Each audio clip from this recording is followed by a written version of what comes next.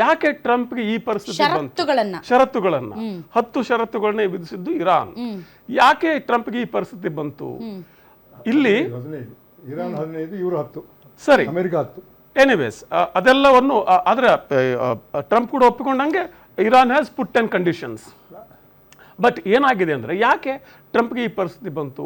ಯುದ್ಧ bargaining power Iran ಜಾಸ್ತಿ ಇಲ್ಲಿ ಪಡ್ಕೊಳ್ತು ಇಷ್ಟು ದಿನಗಳ ಯುದ್ಧದಲ್ಲಿ. ಯಾಕೆ ಬಂತು? ಬಿಕಾಸ್ ಆಫ್ ಹಾರ್ಮೋಸ್ ಅಷ್ಟೇ ಅಲ್ದೇನೆ ಏನಾಗಿದೆ, ಅಮೆರಿಕದಲ್ಲಿ ಇವತ್ತು ಟ್ರಂಪ್ ಹೆದರೋದು ಯಾರಿಗೂ ಹೆದರೋದಿಲ್ಲ. ಆ ಮನುಷ್ಯ ಪ್ರತಿಯೊಬ್ಬ ರಾಜಕಾರಣಿ ತರ ಒಬ್ಬ ರಾಜಕಾರಣಿ ಹೆದರೋದು ತನ್ನ ಜನಪ್ರಿಯತೆಗೆ ಮಾತ್ರ.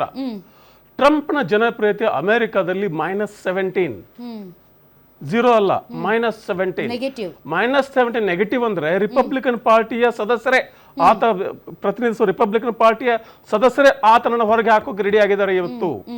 ಆ ರಿಪಬ್ಲಿಕನ್ ಪಾರ್ಟಿಯ MP-ಗಳೇ ಸಂಸದರು ಬಂದು ಹೇಳ್ತಾ ಇದ್ದಾರೆ, ಇದು ತಪ್ಪು ಮಾಡಿದೆವು ನಾವು ಟ್ರಂಪ್ಗೆ ಅಧಿಕಾರ ಕೊಟ್ಟು ಅಂತ ಹೇಳಿ. ಯಾಕಂದ್ರೆ ಇದು ಟ್ರಂಪ್ನ ಯುದ್ಧ ಆಗಿರಲಿಲ್ಲ. It is not Trump's war. Israel ಮತ್ತು ಇರಾನ್ ಮಧ್ಯೆ ಏನೋ ಒಂದು ಜಗಳ ಇದೆ, ಇದಲ್ಲ ಅನಾದಿ ಕಾಲದಿಂದ ಕೂಡ ಇದೆ. ಅದ್ರ ನ್ಯಾಯ ಅನ್ಯಾಯ ಚರ್ಚೆ ಆಮೇಲೆ, ಆದ್ರೆ ಅದು ಟ್ರಂಪ್ನ ಯುದ್ಧ ಆಗಿರಲಿಲ್ಲ. ಅದು ಆತನ ಯಾರು ಜೋ ಕೆಂಟ್ ಅವರ NCTC director, national counter terrorism centre director, ರಾಜೀನಾಮೆ ಆತ ರಾಜೀನಾಮೆ ಕೊಡುವಾಗ ಹೇಳ್ತಾನೆ, ಇದೊಂದು ಅನೈತಿಕ ಯುದ್ಧ, ನನ್ನ ದೇಶಕ್ಕೆ ಏನು ಅಪಾಯ ಇತ್ತು ಇರಾನ್ ನಿಂದ, ನನ್ನ ದೇಶಕ್ಕೆ ಅಪಾಯ ಇಲ್ಲದೆ ಹೋದ್ರೆ ನಾನು ಯಾಕೆ ಯುದ್ಧ ಮಾಡಬೇಕು? ಯುದ್ಧ ಅಂದ್ರೆ ಫ್ರೀ ಅಲ್ಲ, ಇಟ್ಸ್ ನಾಟ್ ವಿಡಿಯೋ ಗೇಮ್. ಈ ಯುದ್ಧದಿಂದ ಇರಾನ್ಗೆ ನಷ್ಟ ಆಗಿದೆ ನಿಜ, ಆದ್ರೆ ಅಮೆರಿಕ ನಷ್ಟ ಆಗಿಲ್ವಾ? ಅಮೆರಿಕ ಸುಮಾರು $40-50 ಬಿಲಿಯನ್ ಕಳ್ಕೊಂಡಿದೆ. ಅಷ್ಟೇ ಅಲ್ಲದೆ ಅಲ್ಲಿನ ಇಂಧನ not even 10% of our military power ಅಂತ. Correct, that is different, but loss is loss. ಅದ್ರ ಜೊತೆಗೇನೆ ಅಲ್ಲಿನ ಫ್ಯೂಯಲ್ ಪ್ರೈಸಸ್, ಅಲ್ಲಿ ಪೆಟ್ರೋಲ್ ಡೀಸೆಲ್ ಬೆಲೆ 3 ಪಟ್ಟು ಜಾಸ್ತಿ ಆಗಿದೆ. ಏನು ತೊಂದರೆ ಆಗ್ತಾ ಇತ್ತು ಇಡೀ ಪ್ರಪಂಚದಲ್ಲಿ, ಯಾವ ರೀತಿಯಾದಂತಹ ಆರ್ಥಿಕವಾದಂತಹ ತಲ್ಲಣಗಳಾಗಿದೆ, ಅದು ಅಮೆರಿಕ ಪ್ರಜೆಗಳು ಕೂಡ ಅನುಭವಿಸಿದ್ದಾರೆ.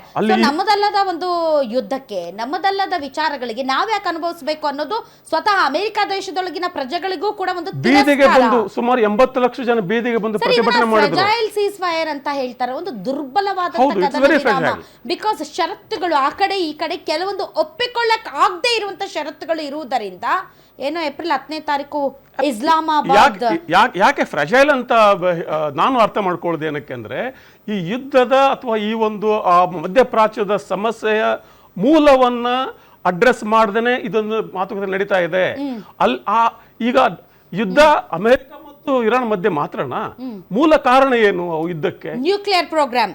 S, but whose problem is that? It is Israel's problem. ಈ ನ್ಯೂಕ್ಲಿಯರ್ ಪ್ರೋಗ್ರಾಮ್ಗೆ ಸಪೋರ್ಟ್ ಮಾಡಿದ್ದು ಯಾರು? ಅಮೆರಿಕನೇ. ಹಿಂದೆ ಅಮೆರಿಕನೇ ಸಪೋರ್ಟ್ ಮಾಡಿದ್ದು, ಅಮೆರಿಕನೇ ಇವ್ರ ಜೊತೆ ಒಂದು ಒಪ್ಪಂದ ಮಾಡಿಕೊಂಡಿದ್ದು.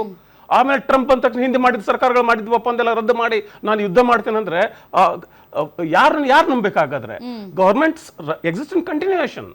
ನಾಳೆ ಒಂದು ಭಾರತ ಅಥವಾ ಯಾವುದೋ ಒಂದು ದೇಶ ಇನ್ನೊಂದು ದೇಶ ಒಪ್ಪಂದ ಮಾಡಿಕೊಂಡಾಗ ಇನ್ನೊಂದು ಸರ್ಕಾರ ಬಂದು ಹಿಂದಿನ ಸರ್ಕಾರ ಮಾಡಿದ ಒಪ್ಪಂದ ರದ್ದಾಗ್ಬಿಟ್ರೆ it is absolutely unreliable international politics.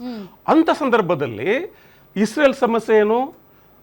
ಇರಾನ್ಗೆ nuclear power ಬಂದ್ಬಿಟ್ರೆ, ಅಣುಶಕ್ತಿ ಬಂದ್ಬಿಟ್ರೆ ನಮ್ಮ ಮೇಲೆ ಬಾಂಬ್ ಹಾಕ್ತಾರೆ, ನಮ್ಮನ್ನೇ ಉಡಾಯಿಸ್ತಾರೆ ಅಂತ. ಸರಿ, ನಿಮ್ಮನ್ನ ಯಾಕೆ ಉಡಾಯಿಸ್ತಾರೆ? There is some problem there. ಆ ರೀಜನಲ್ ಪ್ರಾಬ್ಲಮ್ ಏನು? ಇವತ್ತು ಇಡೀ ಜಗತ್ತಿನ ಪ್ರತಿಯೊಂದು ದೇಶಕ್ಕೆ ಒಂದು ವೆಲ್ ಡಿಫೈನ್ಡ್ ಬಾರ್ಡರ್ ಇದೆ. ಇದು ಗಡಿ ನಿಮ್ಮದು ಅಂತೇಳಿ. ಭಾರತದ ಗಡಿ ಇದು, ಚೈನಾ ಗಡಿ ಇದು, ಪಾಕಿಸ್ತಾನ ಗಡಿ ಇದು, ಅಮೆರಿಕ ಗಡಿ ಇದು, ಕೆನಡಾ ಗಡಿ ಇದು. ಇಸ್ರೇಲ್ನ ಗಡಿ ಇಲ್ಲ. ಇವತ್ತಿಗೂ ಕೂಡ ಇಸ್ರೇಲ್ನ ಗಡಿ ಡಿಫೈನ್ ಆಗಿಲ್ಲ. ಕರೆಕ್ಟ್. ಯಾಕಂದ್ರೆ ಪ್ಯಾಲೆಸ್ಟೈನ್ ಸಮಸ್ಯೆ ಪ್ರಾಬ್ಲಮ್ ಒಪ್ಕೊಂಡ್ರು ಕೂಡ ಇಸ್ರೇಲ್ ಈಗಾಗಲೇ ಹೇಳಿದ್ದ ಈ ಒಂದು ಕದನ ವಿರಾಮ ಕೇವಲ ಇರಾನ್ ಮೇಲೆ ಮಾತ್ರ, ಆದ್ರೆ ಲೆಬನಾನ್ ಮೇಲೆ ಅಲ್ಲ ಅಂತ ಇಸ್ರೇಲ್ ಲೆಬನಾನ್ ಕಂಡೀಷನ್ ಇರಾನ್ ಹಾಕಿದೆ. ನಮ್ಮ ಏನು ನಾವು ಪ್ರಾಕ್ಸಿ ಅಂತೀವಿ, ಅವರು ನಮ್ಮ ಸ್ಥಳೀಯ ಮಿತ್ರರು, ಡೈರೆಕ್ಟರ್ ಪ್ರಾಕ್ಸಿ. ನೀವು ತಪ್ಪು ತಿಳ್ಕೊಳ್ತೀರಿ, ಯಾಕೆ ಗೊತ್ತಾ? ಹೇಳಿ. Iran was supporting Houthis. ಆಮೇಲೆ ಲೆಬನಾನ್ ಹೇಳ್ತೇನೆ, ಲೆಬನಾನ್ದು ಅಲ್ಲಿ terrorist, they are all creating hell of the problem. But what Israel is doing? ಅಲ್ಲ ಸರ್, ಇಸ್ರೇಲ್ ಈಗ ಇವು ಪ್ರಾಕ್ಸಿ ಗ್ರೂಪ್ಸ್ ಏನಿದಾವೆ ಇವು ಹೊರಗಡೆಯವರಿಗೆ terrorist, but not for Iran. ಸ್ಥಳೀಯ ಶಕ್ತಿ ಅಂತ ಪವರ್ ಗ್ರೂಪ್ಸ್ ಅಂತ ಅವ್ರು ಹೇಳೋದು. ಅಂಡ್ ಷರತ್ತಲ್ಲೂ ಕೂಡ ಅವ್ರು ಹೇಳಿದ್ದಾರೆ, ನಮ್ಮ ಪ್ರಾಕ್ಸಿ ಗ್ರೂಪ್ಸ್ ಏನಿದಾವೆ ಅವುಗಳ ಮೇಲೂ ಕೂಡ ಇಡೀ ದಾಳಿ ಒಂದು ಮಾಡಬಾರ್ದು ಅಂತ narrative ದಟ್ ಈಸ್ ಏನಾಗಿದೆ? ಆಲ್ಸೋ ಆ ಅಲ್ಲ, ಕಂಡೀಷನ್. ಇಡೀ Correct ಜಾಗತಿಕ ಹಾಕಿದ್ದಾರೆ, narrative- ಒಂದ್ ಅದು ನಿಮಿಷ, ಒಂದ್ ನಿಮಿಷ ಮುಗಿಸ್ತೇನೆ. ಇಡೀ ಒಂದು ಜಗತ್ತಿನ ನ್ಯಾರೇಟಿವ್ ಏನಾಗ್ಬಿಟ್ಟಿದೆ ಅಂದ್ರೆ ಒಂದು ಮಟ್ಟದಲ್ಲಿ ಇಸ್ರೇಲ್ ಒಂದು ವ್ಯಕ್ತಿ ಮನೋತರ ನ್ಯಾರೇಟಿವ್ ಆಗಿಬಿಟ್ಟಿದೆ. ಆದರೆ ಇಸ್ರೇಲ್ ಅಲ್ಲಿ ಮಾಡ್ತಾ ಇರುವಂತ ಅಮಾನವೀಯ ಕೆಲಸಗಳು, ಅಲ್ಲಿ ಮಾಡ್ತಿರುವಂತ ಏನು ಮಾನವ ಹಕ್ಕು ಉಲ್ಲಂಘನೆಗಳು, ಅಲ್ಲೊಂದು ಕಾನೂನಿದೆ, ಅದು ಮೊನ್ನೆ ಪಾರ್ಲಿಮೆಂಟ್ ಪಾಸ್ ಆಗಿದೆ.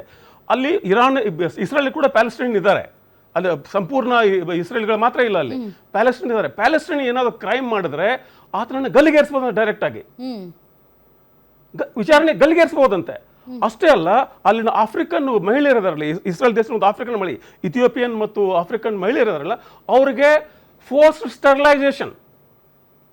ಸ್ಟರ್ಲೈಸೇಷನ್ ಹಿಟ್ಲರ್ ಕೂಡ ಮಾಡಿರಲಿಲ್ಲ ಇದು ಕೆಲಸನ ಇವ್ರ ವಿರುದ್ಧ. Force sterilisation